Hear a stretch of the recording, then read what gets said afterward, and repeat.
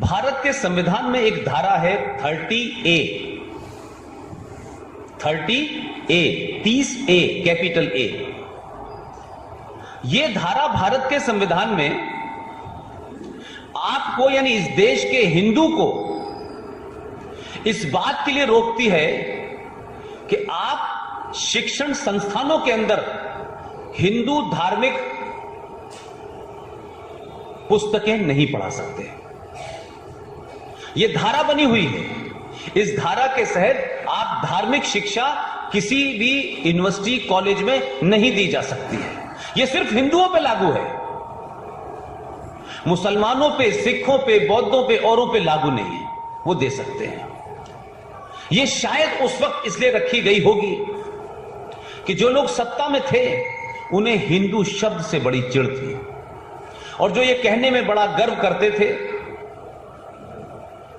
कि मैं by accident Hindu हूं, कल्चरली मैं मुसलमान हूं और जीवन शैली से मैं अंग्रेज हूं। ये भारत के पहले प्राइम मिनिस्टर का स्टेटमेंट है, उनकी किताब में लिखा हुआ है। ये वो कहने में बड़ा गर्व महसूस करते थे कि बाई एक्सीडेंट मैं हिंदू हूं, मैं गलती से किसी हिंदू परिवार में पैदा हो गया हूं, लेकिन मैं कल्चरली मुसलमान हूं और मेरी जीवन शैली अंग्रेजों जैसी है। लिहाजा हिंदू धार्मिक शिक्षा को से कैसे आपको अलग किया जाए, एक धारा ही इसीलिए बना दी गई है। लिहाजा मैं, आप अगर मुझसे पूछें, और वीरेंद्र भाई जो कह रहे हैं कि आपने 23 मई 2019 को एक बड़ा युद्ध जीता है, लेकिन इसके जीतने के बाद की लड़ाई जो है, आपने एक सत्ता में कुछ लोगों को स्थापित कर दिया जिनको आप चाहते थे, लेकिन अब वो सत्ता का काम करेंगे। मैं मानता हूं कि सरकारें समाज तय नहीं करती कि सरकार यह तय करेगी कि समाज कैसा होगा। मैं कहता हूं कि समाज तय करता है कि सत्ता कैसी होगी। तो अगर समाज चेतन है, समाज जागरूक है, समाज यह समझता है कि हमारे राष्ट्र के लिए क्या महत्वपूर्ण है और समाज अपनी उस चेतना को सामूहिक तौर पे प्रदर्शित करता है, प्रकट करता है, तभी सरकारें आपके हिसाब से काम करती हैं। और आप अगर सत्ता में सरकारों को बिठा करके सोने चले जाएं, ये सोचे कि हमने सरकार को मैंडेट दे दिया है, अब मोदी जी का काम है, अमित शाह जी आके पूछेंगे आपसे कि भाई किसी ने, पड़ोसी ने आपको पीटा तो नहीं, और वो दरवाजा खटखटाएंगे, आप कहेंगे नहीं और वो चले जाएंगे। तो ये दिमाग से निकाल दीजिएगा। मैं कह रहा हूं कि जो ताकत आपने 14 और 19 में दिखाई है, 14 और 19 में आपने सरकार नहीं बदली है, इस देश की सोच बदल दी है आपने। और ये सोच जो आपने सत्ता में स्थापित करके बदली है, इसकी लगातार कोशिश करिए कि समाज जल्दी से जल्दी बदल जाए। और जब आप बदलेंगे तो पूरी दुनिया में एक बात बहुत चल रही है, आप तक खबरें बाहर की शायद कम आती हैं। आप कभी ऑस्ट्रेलिया की खबर पढ़ते हैं, कभी इंग्लैंड की खबर पढ़ते हैं, कभी जर्मनी की खबर पढ़ते हैं, और पूरी दुनिया में इस्लामिक आतंकवाद ने जो उत्पात मचा रखा है, पूरे यूरोप के अंदर हो रहा है, स्वीडन में हो रहा है, रेप खुलेआम सड़कों पे हो रहे हैं, खुलेआम लड़कियों को उठा के लेके जा रहे हैं, और वो स्वीडन के वो लोग जो बड़े बड़े जिनकी वैल्यू सिस्टम बहुत हाई था, वो बेचारे असहाय महसूस कर रहे हैं अपने बीच में।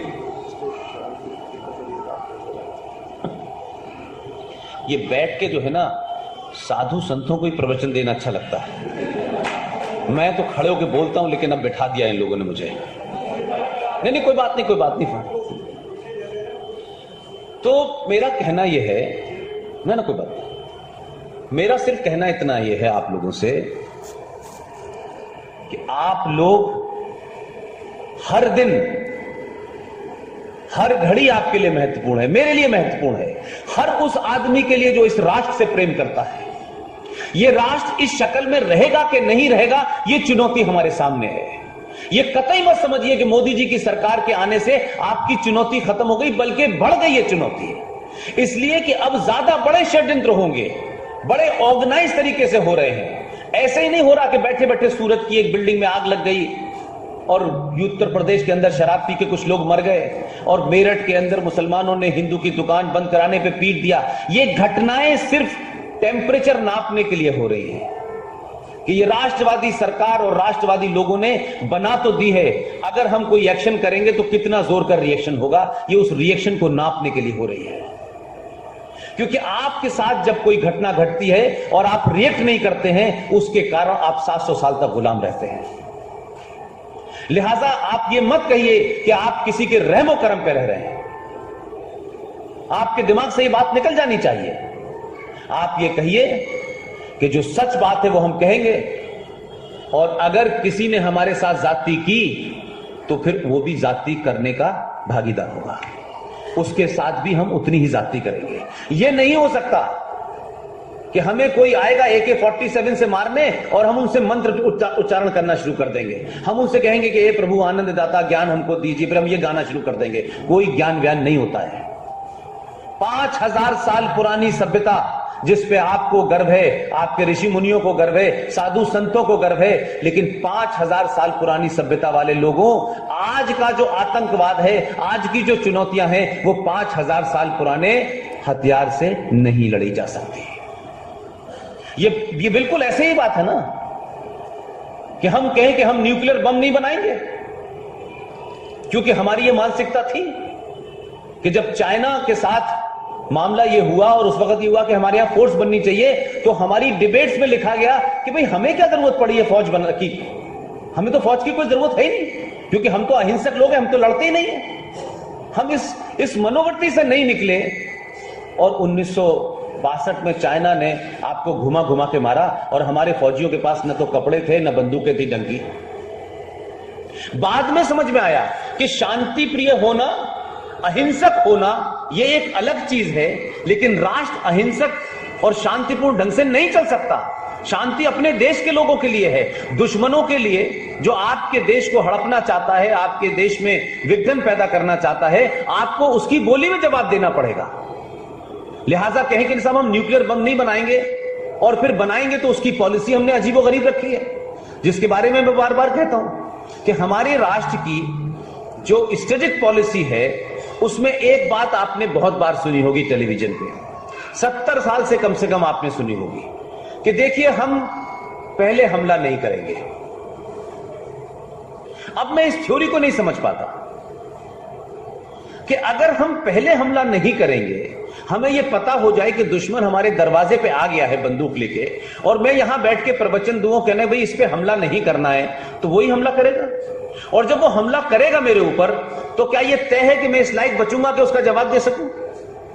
तो दुनिया में अक्लमंद आदमी यही होता है। डॉक्टर साहब भी यहां, कुलदीप दत्ता साहब देहरादून के जाने माने डॉक्टर हैं, हमारे बड़े अच्छे दोस्त हैं, वहां से यहां तक आए हैं, हमारी बड़ी मदद करते हैं, जगह जगह प्रोग्राम भी करते हैं। हमारी साथी हैं, ये देहरादून में रहती हैं, जर्मन से आई हैं, 35 साल पहले से यहां रह रही हैं हिंदुस्तान में, और ये सनातन संस्कृति को न सिर्फ जी रही है, पूरे देश में फैला रही है।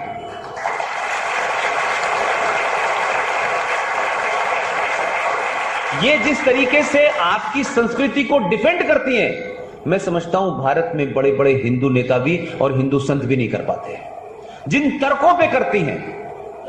तो डॉक्टर भी ये कहता है कि प्रिकॉशन जो होता है किसी चीज का, वो क्योर से ज्यादा बेहतर होता है। अगर ठंड लग रही है तो ठंड लगने से थोड़ी लगे तभी कोट पहन ले, ऐसा ना हो कि ठंड बिल्कुल अंदर चली जाए तो कोट पहनने से कुछ फायदा नहीं होगा।